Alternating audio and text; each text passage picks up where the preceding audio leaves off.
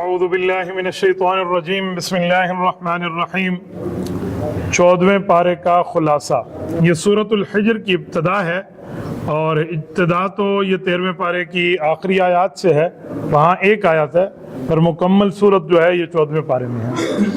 14واں پارہ شروع ہو رہا ہے ربما یود الذین کفروا لو کانوا مسلمین سے۔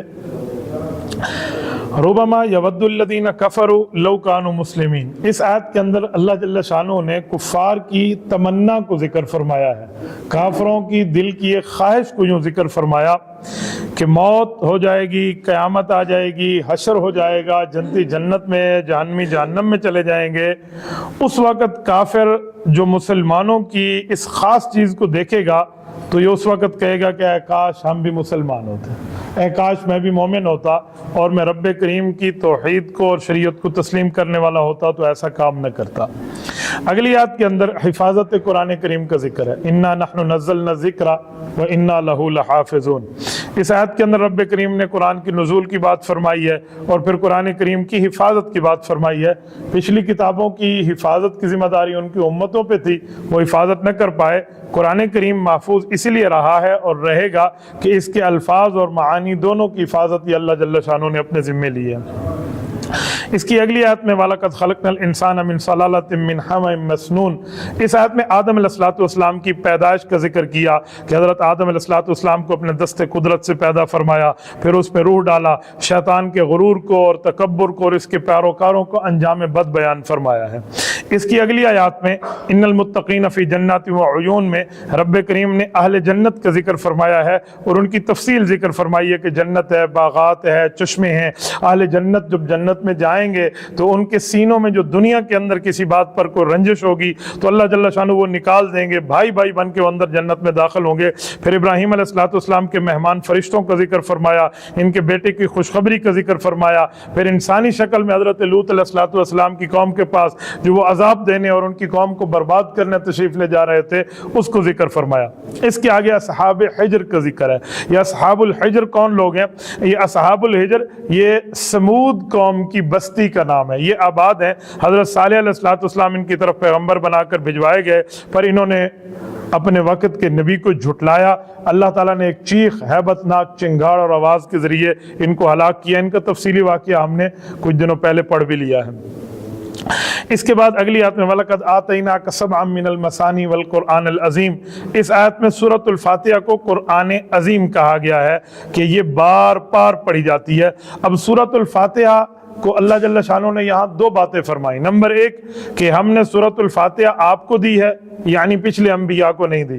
نہ تورات میں سورۃ فاتحہ اتری ہے، نہ زبور میں اتری ہے، نہ انجیل میں اتری ہے، نہ صحائف میں اتری ہے، پہلی بات۔ اور دوسری بات والقرآن العظیم فرمایا۔ اب قرآن عظیم کہنے کی وجہ سورۃ الفاتحہ کو کہ جو مضامین پورے قرآن میں ہیں وہی مضامین سورۃ فاتحہ میں ہیں۔ قرآن کریم میں 6 مضامین ہیں، توحید ہے، رسالت ہے، قیامت ہے، احکام ہے، ماننے والے ہیں، نہ ماننے والے ہیں، اور ان 6 کے 6 کا ذکر سورۃ الفاتحہ میں موجود ہے، اسی لیے اس کو قرآن العظیم کہا گیا ہے۔ اس کے اگلی آیت فَاصْدَعْ بِمَا تُؤْمَرُ میں علی اعلان تبلیغ کا حکم دیا گیا ہے۔ اس کی آیت کے نازل ہونے سے پہلے صحابہ اور رسول اللہ صلی اللہ علیہ وسلم پوشیدہ عبادت کرتے تھے، پر یہ آیت اتری تو اب اعلانیہ تبلیغ کا حکم ہوا، اعلانیہ عبادت کا حکم ہوا۔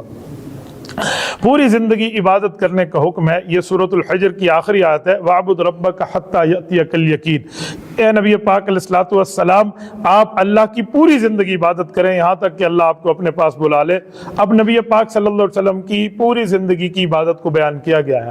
یہاں پر شاید یہ سوال اٹھے کہ پیغمبر تو وفات کے بعد، جیسے حدیث میں آتا ہے کہ موت کے بعد بھی نبی پاک کو ایک حیات حاصل ہے اور وہ قبر مبارک میں عبادت کرتے ہیں، تو کہیں گے قرآن کریم میں تو یہاں موجود نہیں ہے، قرآن کریم میں تو وفات تک کی عبادت کا ذکر ہے۔ تو یہ بات خوب سمجھ لینی چاہیے کہ عبادت کی 2 قسمیں ہیں، عبادت تلذذی، عبادت تکلفی، جسے ہم تکلیفی کہتے ہیں۔ عبادت تکلیفی کا مطلب یہ ہے کہ رب کریم نے حکم فرمایا ہے اور وہ عبادت کرنا لازمی ہے۔ عبادت تلذذی کا مطلب ہے کہ وہ لازمی نہیں ہے، بندہ اپنی راحت اور مزہ حاصل کرنے کے لیے کرتا ہے۔ تو نبی پاک کی جو وفات کے بعد کی عبادت اور نماز کی بات ہے وہ مزہ حاصل، راحت حاصل کرنے کے لیے، وہ کوئی لازمی، فرض، واجب اور ضروری نہیں ہے۔ اس کے آگے سورۃ النحل ہے۔ اب سورۃ النحل کا خلاصہ، سورۃ نحل، یہ نحل شہد کی مکھی کو کہتے ہیں، اس میں اللہ جل شانہ نے اس کو ذکر فرمایا ہے تو اور اس کو بطور نعمت ذکر فرمایا ہے، تو اس لیے سورت کا نام سورت النحل شہد کے حوالے سے یہ پڑ گیا۔ مشرکین کو توحید کی اس میں دعوت ملی ہے، شریعت اسلامیہ کے چند احکامات اللہ تعالیٰ نے اس سورت میں بیان فرمائے ہیں۔ انسان کی تخلیق اور ناشکری کو بیان فرمایا۔ خلق الانسان کی آیت میں اللہ جل شانہ نے انسان کی تخلیق کو بیان فرمایا کہ انسان جو ہے ایک حقیر پانی کے نطفے سے پیدا ہوا ہے اور اسے قوت گویائی اور صلاحیتیں ہم نے دی ہے۔ جب اس کی ذات ایک معاملے پر پہنچی ہے تو اب یہ ذات میں اس حد تک متکبر بنا ہے کہ اللہ کے مقابلے میں بھی کسی کو خدا ماننا اور کسی کو الہ ماننا شروع کر دیا گیا ہے، ورنہ اپنی بندہ پیدائش پہ غور کرے کہ اس پانی کے قطرے سے پیدا ہوا ہے جس سے نفرت ہو جاتی ہے۔ انسان نعمات خداوندی کیسے حاصل کرتے ہیں یہ اگلی آیات میں ہے۔ ان آیات میں اللہ جل شانہ نے یہاں بیان فرمایا کہ جو انسانوں کے لیے ہم نے فوائد اور نعمتوں کی چیزیں پیدا کی ہیں، جیسے جانور ہیں، اب جانور کی اون سے کپڑے بنتے ہیں، کھال سے پوستین بنتی ہے، انسان کو سردی سے محفوظ رکھنے کے لیے وہاں سے لباس بنائے جاتے ہیں، باقی جانور انسان کے لیے بطور غذا بھی کام آتے ہیں، ذبح کر کے ان کا گوشت کھایا جاتا ہے۔ اچھا، جن کو ذبح نہیں کرتے ان پر بوجھ لاد کے ایسے مقام تک ہم اپنی اشیاء کو پہنچا سکتے ہیں جہاں ان کے بغیر ہم بغیر مشقت کے اور بغیر محنت کے پہنچ نہ سکیں، تو جانور کو رب کریم نے ہمارے لیے محنت کے طور پہ اور بطور نعمت پیدا فرمایا ہے۔ اگلی آیت میں والخیل والبغال والحمیرہ میں، اس آیات میں اللہ جل شانہ نے مختلف جانوروں کی، مثلا 3 جانوروں کی، خیل، بغال اور حمیر، اللہ جل شانہ نے اس کی گھوڑے کی بات فرمائی، خچر کی بات فرمائی، گدھوں کی بات فرمائی کہ یہ آپ کی سواری کے لیے پیدا ہوئے ہیں، سواری کی خوبصورتی کے لیے۔ دیکھیں جو کھانے کے جانور تھے وہ پہلے ذکر فرمایا اور جو سواری کے لیے ہیں تو بعد میں ذکر فرمایا۔ پتہ چلا گھوڑا اور جو گدھا ہے اور یہ جو خچر ہے یہ کھانے کے لیے ہمارے لیے نہیں ہے۔ یہ آیت حضرت امام اعظم ابو حنیفہ رحمۃ اللہ تعالیٰ علیہ کے استدلالات میں ایک دلیل ہے کہ دیکھیں اللہ نے یہاں لترکبوا فرمایا کہ تمہاری سواری کے لیے ہے، لتاکلوا نہیں فرمایا کہ تمہارے کھانے کے لیے، اسی لیے اس کو نہیں کھایا جاتا۔ یہ چیزیں انسان کے لیے زینت کا سامان ہے۔ اس زمانے میں گھوڑا اور جو ہے نا کیا کہتے ہیں اس طرح کی یہ چیزیں بہت بڑی سواری شمار ہوتی تھی۔ اگر میں یوں کہوں کہ آج کے زمانے کا یہ موٹر کار کے مقابلے میں استعمال ہوتا ہے تو اس میں کوئی دوسری رائے نہیں ہے۔ اس زمانے میں اونٹ آج کی لینڈ کروزر کے مقابلے میں استعمال ہوتا تھا، سب سے خوبصورت سواری اسے کہا جاتا تھا۔ پھر رب کریم نے فرمایا وَيَخْلُقُ مَا لَا تَعْلَمُونَ، اس آیت کو اس لفظ کے ساتھ ختم فرمایا کہ اللہ نے ایسی چیزیں پیدا فرمائی ہیں جو تم نہیں جانتے۔ میں مثال دے رہا ہوں، پچھلے لوگوں کو اللہ جل شانہ نے بات فرمائی، اب کچھ پرانے دور میں، آج سے پہلے کار کا وجود بہت بعد میں آیا ہے، باقی گاڑیوں کا وجود بعد میں آیا ہے، ریل گاڑی کا وجود بعد میں آیا ہے، بسز کا وجود بعد میں آیا ہے، جہاز کا، باقی معاملات کا وجود بعد میں آیا، تو یہ ساری سواریاں وَيَخْلُقُ مَا لَا تَعْلَمُونَ میں شامل ہیں اور اللہ جل شانہ نے یہ چیز ہمیں دی ہے۔ اس کے بعد قیامت تک ایجادات ہوتی رہیں گی، اس سے مزید بھی اور چیزیں آنی ہیں۔ اب جو مزید آنی ہے وہ کون سی آنی ہے وہ ہمیں نہیں پتا، ہم سے پہلے والے لوگوں کو آج کی چیز کا نہیں پتا تھا، آج کے لوگ کو اگلے دنیا کے معاملات کا نہیں پتا، تو یہ وَيَخْلُقُ مَا لَا تَعْلَمُونَ میں قیامت تک کے آنے والی ساری نعمتیں جو ہیں یہ اس میں داخل ہیں۔ ان آیات کو بیان کرنے کا مقصد ہے کہ انسان نعمتوں پر اللہ جل شانہ کو شکر ادا کرے۔ اس کے آگے وَالَّذِي سَخَّرَ الْبَحْرَ کی آیت کے تحت سمندر کے فوائد کو بیان فرمایا کہ وہ ذات ہے جس نے سمندر آپ کے لیے مسخر کر دیے ہیں تاکہ تم اس سمندر سے بھی فائدہ حاصل کرو اور اس سے تازہ گوشت کو حاصل کرو۔ لحمن طریہ یہ مچھلی کو کہا گیا ہے، تو مچھلی کو عموماً عام طور پہ اس پہ اطلاق گوشت کا نہیں ہوتا، لیکن قرآن نے اس کو گوشت کہا ہے۔ اچھا، اس سے مراد مچھلی ہے۔ اور سمندر سے پھر اللہ تعالیٰ جل شانہ نے زیورات کے نکلنے کی بات بھی فرمائی جسے تم پہنتے ہو۔ آج تک سمندری جو ہے نا کیا کہتے ہیں مصنوعات سے جو چیزیں برآمد ہوتی ہیں، کوئی سیپی برآمد ہوتی ہے، کوئی فلاں چیز، کوئی کانچ کی چیزیں برآمد ہوتی ہیں، اس کے باقاعدہ ہار بنائے جاتے ہیں، زیورات بنائے جاتے ہیں، یہ باقی چیزیں وہاں سے کچھ نہ کچھ برآمد ہو جاتی ہیں، لال ہیرے جواہرات وہاں سے ملتے ہیں، تو ان کا بھی اللہ تعالیٰ جل شانہ نے یہاں پر ذکر فرمایا۔ پھر کشتیوں کے ذریعے، بحری جہازوں کے ذریعے جو تجارت ہوتی ہے، میں اس دن ٹریڈنگ کے معاملات کو پڑھ رہا تھا، جو سرکاری عالمی سطح پر رپورٹ تھی، وہ کہنے لگے کہ بائی روڈ اور بائی ایئر اتنی ٹریڈنگ اور تجارت نہیں ہوتی جو سمندری بائی سی ہو رہی ہے، جو سمندری راستوں سے ہو رہی ہے، اور جتنا اس پر تجارت کے معاملات چل رہے ہیں تو ایسے معاملات نہ روڈ کے ذریعے ہو سکتے ہیں نہ ہوا کے ذریعے ہو سکتے ہیں۔ تو جو رب کریم نے 1400 سال پہلے قرآن میں بات فرمائی ہے، اس کو آہستہ آہستہ اب انسان وہاں تک پہنچنے کی جو ہے نا کیا کہتے ہیں جھلکیاں دیکھ رہا ہے۔ اسی طرح زمین میں اس کے راستے بنانا، پھر آسمانوں کے ستاروں سے فائدہ حاصل کرنے ساری چیزیں بنائی ہیں۔ آسمانوں کے ستارے سے فائدہ حاصل کرنے کا یہ معنی نہیں ہے جیسے ہمارے ہاں لوگ کہتے ہیں تیرا ستارہ اچھا ہے، تیرا ستارہ برا ہے، اس کا گرم ہے، اس کا ٹھنڈا ہے۔ ستاروں سے مراد ہے ستاروں سے کئی معاملات کے فوائد ہوتے ہیں، ستاروں پر تحقیق بھی ہوتی ہے، سائنس بھی وجود میں آئی ہے۔ ستاروں کے اوپر ہمیں سمندر میں جب تک یہ گوگل میپ نہیں بنا تھا وہ سمندر میں ستاروں کے راستوں کے ذریعے سفر ہوتے تھے، تو ان ساری چیزوں کو اللہ جل شانہ نے بطور نعمت ذکر فرمایا۔ پھر وَإِذَا قِيلَ لَهُم میں یہ متکبرین سے اللہ تعالیٰ جل شانہ نے ایک سوال ذکر فرمایا ہے کہ آپ ان متکبرین سے پوچھیں کہ تمہارے پروردگار نے تمہارے لیے کیا نازل کیا، تو ایک جواب ان کا ہوگا۔ پھر متقین سے پوچھیں کہ تمہارے پروردگار نے تمہارے لیے کیا نازل کیا، ایک جواب ان کا ہوگا۔ فرمایا متکبرین کا جواب کیا ہے؟ من گڑت کہانیاں ہیں، افسانے ہیں، ایسی باتیں نازل ہو گئی ہے۔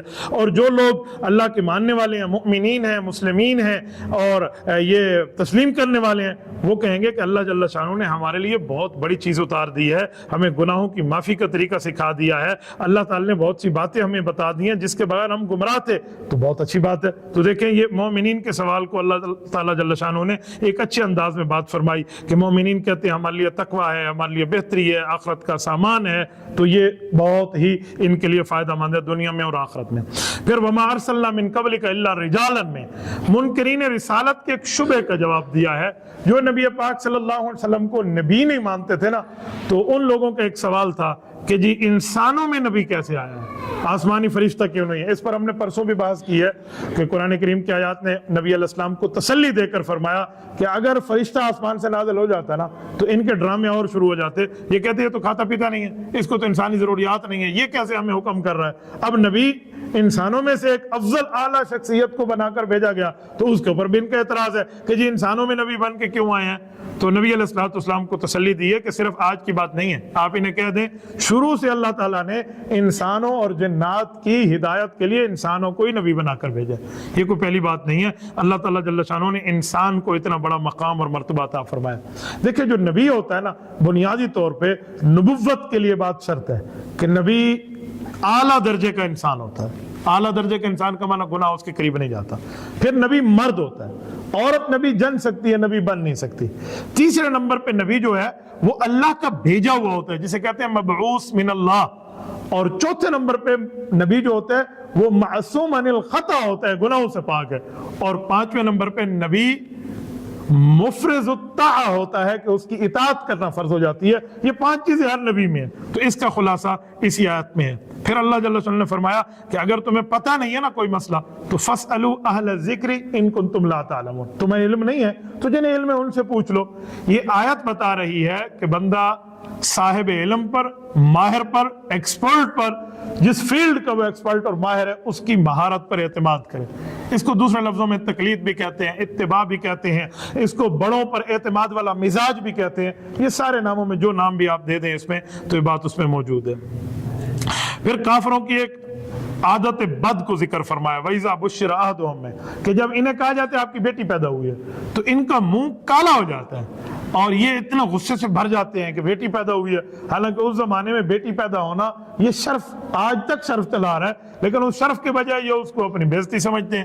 اچھا اگر بیٹی پیدا ہونا پہلے نمبر پہ جرم تھا تو نبی اکرم صلی اللہ علیہ وسلم کے گھر میں بھی اللہ تعالیٰ نے پہلی بیٹی حضرت زینب دی۔ اور قرآن کریم نے جو اللہ تعالیٰ جل شانہ کی بات کو ذکر فرمایا کہ اللہ نے اولاد تمہیں بطور نعمت دی ہے تو وہ ابتدا بیٹی سے کی ہے۔ یَهْبُ لِمَن يَشَاءُ إِنَاثًا وَيَهْبُ لِمَن يَشَاءُ الذُّكُورَ، اللہ فرماتے ہیں جسے چاہتا ہوں بیٹی دیتا ہوں، جسے چاہتا ہوں بیٹا دیتا ہوں۔ بیٹے کا ذکر بعد میں ہے، بیٹی کا ذکر پہلے ہے۔ تو اگر بیٹی مل گئی ہے تو اس کے اوپر دل چھوٹا کرنے کی کیا بات ہے؟ نبی پاک صلی اللہ علیہ وسلم نے تو یہاں تک فرما دیا جس کو اللہ تعالیٰ جل شانہ نے 2 بیٹیاں دی اور اس نے صحیح اسلامی نام رکھا، صحیح تعلیم دی، صحیح جگہ شادی کی، فرمایا میں نبی اس کی جنت کا ذمہ دار ہوں۔ حضرت اما جان عائشہ رضی اللہ عنہ فرماتی ہے خاتون بیٹی تھی، اس کی ایک بیٹی تھی، تو اس نے وہاں سے نبی علیہ السلام سے سوال کے علا بھیجا کہ یا رسول اللہ جس کی ایک ہو، تو حضور نے فرمایا اس کا اچھا نام رکھیں، اچھی تعلیم دے، اچھی جگہ شادی کریں، تو اس کا ذمہ دار بھی میں ہوں۔ تو اما فرمانے لگی جب اس نے یہ بات کی نا تو میری تو اولاد ہی نہیں ہے، اب میرے اندر مزید ہمت بڑھی، میں نے کہا رسول اللہ جس کا کوئی نہ ہو اولاد پھر، تو حضور نے فرمایا ایسا آپ بے فکر ہو، آپ کے لیے تو میں ہی بیٹھا ہوں نا۔ تو اسے تو سمجھ آیا کہ یہ اچھی بات ہے، لیکن کافر اس کو برا سمجھتے تھے اور ایسی ایسی باتیں کرتے تھے کہ یہ ہمارا کوئی داماد ہوگا اور ہماری ناک کٹے گی، اور اپنی بیٹی کو زندہ درگور کرنے کے فیصلے کو خوشی کی بات سمجھتے تھے۔ تو رب نے فرمایا ساء ما یحکمون، بہت برا منحوس فیصلہ ہے جو تم فیصلہ کر رہے ہیں، انتہائی نحوست زدہ فیصلہ ہے جو آپ بیٹی کے معاملات کے اوپر ایسے دل چھوٹا کر رہے ہیں۔ یہ کافروں والی عادت معاف کرنا آج تک ہمارے معاشرے میں بھی ہے۔ لوگ بیویوں سے تعلقات خراب کر دیتے ہیں کہ اس سے تو صرف بیٹیاں پیدا ہوتی ہیں، اس میں جرم بیوی کا نہیں ہے، اگر جرم ہے تو پھر خاوند کا ہے۔ بھئی زمین کا جرم نہیں ہے، مزارع کا جرم ہے کہ اس کے اندر بوتا کیا ہے۔ آپ نے گندم بوئی ہے تو آم تو نہیں نکلیں گے، تو بونے والے سے بات کریں۔ آپ بیوی سے کیا کہتے ہیں؟ پھر اپنے آپ کو ملامت کریں کہ بھئی میرے اندر یہ گٹس نہیں ہے کہ میں بیٹا پیدا کر سکتا۔ حالانکہ یہ بات دونوں طرف سے غلط ہے، صرف میں نے سمجھانے کے لیے کہا ہے۔ تو یہ صرف بیوی کا معاملہ نہیں ہے جو اس طرح کی باتیں سنتے ہیں۔ جی جی جی فرمائیے۔ ایکس وائی صرف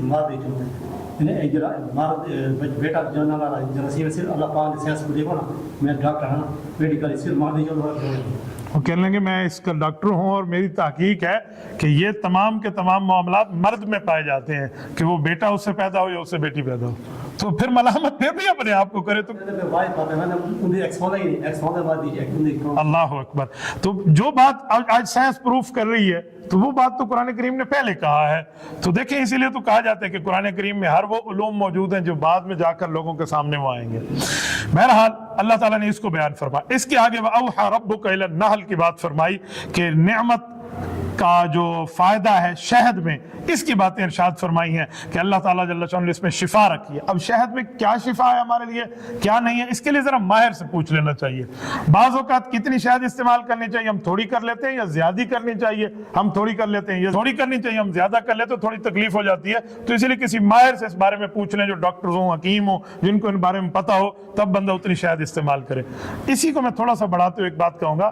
ایک حدیث پاک مشہور ہے، ہم سنتے رہتے ہیں کہ نبی علیہ السلام کے پاس ایک شخص آیا، اس نے کہا جی میرے بھائی کا پیٹ خراب ہے، حضور نے فرمایا شہد استعمال کرو۔ کہتے ہیں اس نے شہد استعمال کی تو مزید خراب ہو گیا، پھر آیا جی شہد استعمال کرو، پھر اس نے استعمال کیا، پھر تیسری مرتبہ آیا فرمایا پھر استعمال کرو، تو پھر اس کا خراب ہو گیا۔ تو چوتھی مرتبہ اللہ کے رسول نے فرمایا اللہ کا فرمان سچا ہے کہ شاید میں شفا تیرے بھائی کا پیٹ جھوٹا ہے۔ کہتے ہیں اس وقت اس کے بھائی کا پیٹ ٹھیک ہو گیا۔ تو جو حکماء، ڈاکٹرز، ماہر، حکیم ہے نا، وہ اس کی شرح بڑے پیاری کرتے ہیں۔ وہ کہتے ہیں اس حدیث کا یہ مطلب نہیں ہے کہ شہد کے معاملات سے وہ خراب ہوا تھا۔ اس حدیث کا مطلب یہ ہے کہ اس بندے کو شہد کی کتنی مقدار کی ضرورت تھی یہ اس شخص کو پتہ نہیں تھا۔ تو چوتھی مرتبہ اتنی مقدار اس کے جسم میں پہنچ گئی جتنی اس کو ضرورت تھی، جتنی اس کی نیڈ تھی، تو پھر اس بندے کی طبیعت ٹھیک ہو گئی۔ اسی لیے یہ ماہر سے پوچھ لے تو پھر جا کر پتہ چلتا ہے۔ اس آیت میں اللہ تعالیٰ نے ایک جملہ ارشاد فرمایا جو میں سمجھانا چاہ رہا ہوں کہ دیکھیں رب فرماتے ہیں میں نے یہ حکم کیا ہے شہد کی مکھیوں کو کہ ان اتخذی من الجبال بیوتا ومن الشجر، کہ آپ اپنا چھتا اونچی جگہ میں بناؤ یا پہاڑوں پہ بناؤ۔ کیوں؟ وجہ اس کی ایک وجہ یہاں لکھی ہے، کہتے ہیں اللہ تعالیٰ جل شانہ نے نشانیاں کیوں ارشاد فرمائی ہیں؟ اس کو بنانے کے لیے اللہ تعالیٰ نے یہ اسی لیے استعمال فرمایا کہ جس سے پتہ چلے کہ یہ صنعت کاری بڑی خوبصورتی سے کر لیتی ہے اور ایسی جگہ پہ کر لیتی ہے جہاں تک نیچے انسانوں کا کوئی عمل دخل نہیں ہے۔ وہ اتنی بلندی پہ جا کے کر رہی ہے، نہ ہماری کوئی سیڑھی لگی ہوئی ہے، نہ وہاں تک کوئی پہنچ لگی ہوئی ہے، ان جگہوں میں جا کر یہ کر رہی ہے۔ تو اس سے ہمیں اندازہ لگا لینا چاہیے کہ اللہ تعالیٰ کی صنعت کاری جو ہے یہ اس چھوٹی سی ایک مخلوق سے کتنی ظاہر ہو رہی ہے۔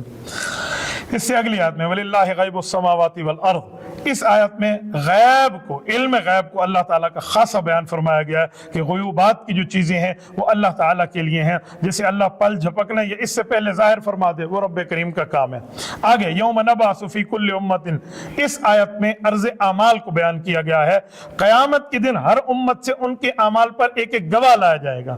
اب سابقہ امتوں سے جو گواہ آئیں گے وہ ان کے نبی ہوں گے، آپ صلی اللہ علیہ وسلم بھی بطور گواہ بلائے جائیں گے۔ بعد والے گواہی کیسے ہیں؟ تو حضور علیہ السلام فرمائیں گے کہ ہمیں اللہ نے بتایا ہے اور اللہ کی بات سچی ہے، لہٰذا آپ لوگوں کے ساتھ ایسا ایسا معاملہ ہوا تھا اور ایسے ہمارا معاملہ ہے۔ حدیث پاک میں آتا ہے کہ نبی علیہ السلام نے فرمایا امت کے اعمال میرے اوپر پیش کیے جاتے ہیں، ما رأیت من خیر حمدت اللہ، اچھے اعمال ہوتے ہیں تو میں رب کا شکر ادا کرتا ہوں پتہ چل کے، اور برے ہوتے ہیں استغفرت اللہ لکم، میں گناہگاروں کے لیے اور نالائقوں کے لیے استغفار کرتا ہوں۔ اس کے آگے ان اللہ یأمر بالعدل والاحسان، اس آیت کو جامع الآیات کہا گیا ہے، جامع ترین آیت ہے قرآن کریم کی۔ اللہ جل شانہ نے اس میں 6 باتیں فرمائی ہیں، 3 کا حکم دیا ہے اور 3 سے منع فرمایا ہے۔ جامع ترین آیت ہے۔ اللہ تعالیٰ نے انصاف کرنے، بھلائی کرنے، قریبی رشتہ داروں کے حقوق دینے جس صلہ رحمی کہتے ہیں، اس کا حکم دیا ہے۔ بے حیائی سے، بدی سے، ظلم اور زیادتی سے منع فرمایا ہے۔ یہ ایک آیت نے پورے دین کی سمری بیان کر دی ہے، پورے دین کا خلاصہ بیان کر دیا ہے کہ اگر ہم اس پر عمل کر لیں، منہیات پر بھی اور اوامر پر بھی، تو پورے دین کے معاملات کی چیزیں ہمارے سامنے آ سکتی ہیں۔ اس سے آگے وَإِذَا بَدَّلْنَا آیَةً مَكَانَ آیَةٍ، اس آیت میں اللہ تعالیٰ جل شانہ نے احکامات کی تبدیلی کو فرمایا کہ جو ایک حکم ہم دیتے ہیں، ایک عرصے کے بعد اس کو بدل کے دوسرا حکم دیتے ہیں، تو کافر سمجھتے ہیں کہ ایسا کیوں ہوا ہے، احکام کو تبدیل کیوں کیا جا رہا ہے؟ فرمایا احکام کو تبدیل اس بنیاد پہ کیا جا رہا ہے کہ رب کریم حکیم ہے، اس کی حکمت کے تحت ہے، وہ جیسے چاہے احکام دے۔ میں سمجھانے کے لیے آپ کو کہتا ہوں، یہ کوئی اللہ کا عیب نہیں ہے کہ ایک حکم دیا پھر منسوخ کر لیا۔ ڈاکٹرز کے پاس بندہ جائے، ہاتھ چیک کرائے، وہ نبض دیکھیں تو کہیں گے 4 دوائیاں استعمال کرو، ہفتے بعد آنا، ہفتے کے بعد وہ کہے 2 چھوڑ دو۔ اب اس نے جو 2 دوائیاں ختم کرا دی ہیں، اس لیے تھوڑی کی ہے کہ پہلے اس کو تجربہ نہیں تھا، نہیں، اب اس نے دیکھا ہے کہ اس کی طبیعت اس جگہ آ گئی ہے، اب اس دوائی کی ضرورت نہیں ہے۔ تو اللہ جل شانہ نے بھی لوگوں کے مزاج کا خیال فرمایا ہے، اس مزاج کے مطابق اللہ نے احکامات ذکر فرمایا۔ اس سے آگے من کفر باللہ، اللہ تعالیٰ جل شانہ نے اسلام کے سب سے بڑے شہدائے کرام کے بارے میں بات فرمائی ہے، اور جو صحابہ کرام ہیں ان کے بارے میں یہ آیت آئی ہے، اور اس سے پتہ چلتا ہے کیا؟ اس آیت سے پتہ چلتا ہے کہ کسی شخص کو مجبور کر دیا جائے کہ آپ نے کلمہ کفر زبان سے کہنا ہے، شریعت کا، حکم کا، اللہ کا، دین کا، مذہب کا، قرآن کا انکار کرنا ہے، تو اس کے لیے کیا صورتیں ہیں؟ فرمایا اس کے لیے ایک عزیمت کا راستہ ہے اور ایک رخصت کا راستہ ہے۔ عزیمت کے بندہ ڈٹ جائے اور اپنی تکلیف اپنے گلے لے لے۔ رخصت کا راستہ یہ کہ دل مطمئن ہے، تو اس مجبوری میں کلمہ کفر کہہ جانے سے، جب شیطنت کا اتنا کفر سلطان سے غلبہ ہو، تو پھر کہنے سے بندہ کافر نہیں ہوتا۔ یہ معاملہ یوں ہوا تھا کہ ایک والد ہے، ایک والدہ اور ایک بیٹے ہیں۔ والد کا نام حضرت یاسر ہے، والدہ کا نام حضرت سمیہ ہے، اور بیٹے کا نام حضرت عمار ہے۔ حضرت عمار کی اماں کو 2 ٹکڑے کر دیا تھا ابو جہل نے، 2 اونٹ مختلف سمت پہ چلا کر، اور حضرت یاسر کو شہید کر دیا تھا۔ ان کلمہ کفر اپنے منہ سے نہ کہا۔ حضرت عمار نے دل مطمئن کی بنیاد پہ سختی پہ کہہ دیا۔ نبی علیہ الصلوۃ والسلام کے پاس ہے، حضور نے فرمایا مطمئن رہے، اس سے کوئی کفر نہیں ہوتا۔ یہ ان کے بارے میں قرآن کریم کی آیت اتری۔ پھر ان ابراہیم کان امہ کی آیت میں امام الموحدین، یعنی توحید ماننے والوں کے سردار حضرت ابراہیم علیہ الصلوۃ والسلام کی بات فرمائی کہ حضرت ابراہیم علیہ الصلوۃ والسلام جو تھے وہ اللہ جل شانہ کی یکسو ہو کر عبادت فرماتے، فرما برداری کرتے، اللہ نے جو ان کو نعمتیں دی ہیں اس کو شکر ادا کرتے، اللہ نے انہیں اس کائنات میں اپنی عوام کا پیشوا بنا دیا۔ اب امت کا معنی یہ نہیں ہے کہ پوری امت، فرمایا ایسی پوری امت کا معنی کہ جو پوری امت مل کے اپنے اندر صفات رکھتی ہے، وہ اکیلے صفات حضرت ابراہیم علیہ الصلوۃ والسلام میں تھے۔ پھر اللہ نے ان کو اولاد دی ہے، حضرت اسحاق دیا، 4000 انبیاء ان کی نسل سے آئے، حضرت اسماعیل علیہ السلام دیا جن کی نسل سے رسول اللہ صلی اللہ علیہ وآلہ وسلم آئے۔ یہ بات ارشاد فرمائی۔ اس کے آگے جس کو 14واں پارہ ختم پر میں آخر میں پیش کر لیتا ہوں، ادعو الی سبیل ربک بالحکمۃ والموعظۃ الحسنہ۔ اس آیت میں اللہ تعالیٰ جل شانہ نے دعوت کی ترتیب کو بیان فرمایا کہ دعوت دینے کے جو ہے وہ 3 طریقے ہیں، 3 طریقوں کو ارشاد فرمایا۔ نمبر 1، جب دین کی دعوت دیں تو دلیل سے بات کریں۔ نمبر 2، فضائل سے اور ترغیب سے بات کریں۔ نمبر 3، اگر مخالف کوئی شبہ پیش کرے تو اچھے انداز سے اس شبہ کا جواب دیں اور اس شبہ کی تردید پیش کریں۔ یہ تینوں طریقے کو سمجھانے کے لیے 2 لفظوں میں سمجھایا جا سکتا ہے کہ نمبر 1، امت کو ایمان اور اعمال پہ لانا، نمبر 2، امت کے ایمان اور اعمال کو بچانا۔ دعوت و تبلیغ کا کام امت کو ایمان اور اعمال پہ لانا ہے، اور علماء اور مناظرین کا کام ان کے ایمان اور اعمال کو بچانا ہے۔ تو یہ ان آیات کے اندر بیان ہوا ہے۔ اللہ پاک آپ کو اور ہمیں صراط مستقیم عطا فرمائے، قرآن کریم کا فیض عطا فرمائے۔